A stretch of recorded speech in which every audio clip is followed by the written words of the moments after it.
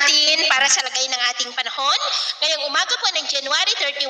2025. Sa ngayon po ay umangat ang hanging amihan at ang shoreline at nakakaapekto po ngayon dito sa Luzon, lalo na sa silangang bahagi. Amihan ang nakakaapekto sa Northern Luzon at shoreline sa may silangan ng Central Luzon at Southern Luzon, habang mainit na hangin na tinatawag natin na easterlies na mula sa Pacific Ocean ang umiiral po ngayon lalo na sa silangan ng Visayas at Mindanao. At sa atin pong long range forecast, consistent pa rin naman po na walang bagyo na namamataan na tatawid po dito sa ating kalupaan for the next 2 weeks, pero hindi pa rin inaalis ang posibilidad na may LPA na mabubuo sa susunod na mga araw sa silangan ng Mindanao, lalo na at umiiral na ang Intertropical Convergence Zone at ang development ng maya ng ating babantayan. At sa lagay ng ating panahon, ngayong madaling araw po ay maayos ang panahon sa malaking bahagi ng ating bansa, pero may chance pa rin ng cloudy skies with isolated rains, lalo na po sa silangan ng Cagayan Valley, ilang bahagi ng Ifugao, Rizal, Camarines Sur, Legazpi, Sorsogon, Catanduanes,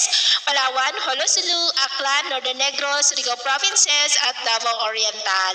At mamaya po ay sisikat pa rin ang araw sa malaking bahagi ng ating bansa, pero may chance pa rin ng cloudy skies with isolated rains, lalo na sa silangan ng Cagayan Valley, ilang bahagi ng Cordillera, Infanta, Camarines Sur, Catanduanes, Southern Palawan, Eastern Samar, Surigao Provinces at Holosulu. At mamayang hapon, maayos pa rin ang panahon sa malaking bahagi ng ating bansa, lalo na sa kanlurang bahagi, pero dyan sa silangan ay asahan natin ang cloudy skies with isolated rains, lalo na sa mga lugar na nakaharap sa Pacific Ocean,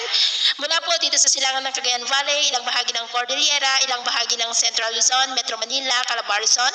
Camarines Provinces, Catanduanes, Eastern Visayas, Palawan, Sulu Archipelago, Caraga at Davao Region, kaya mag-ingat pa rin po tayo.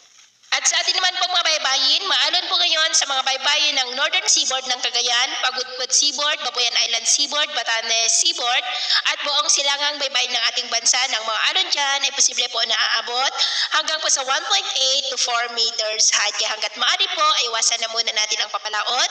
dyan sa mga may kulay pula para mas makaiwas sa mga sakunang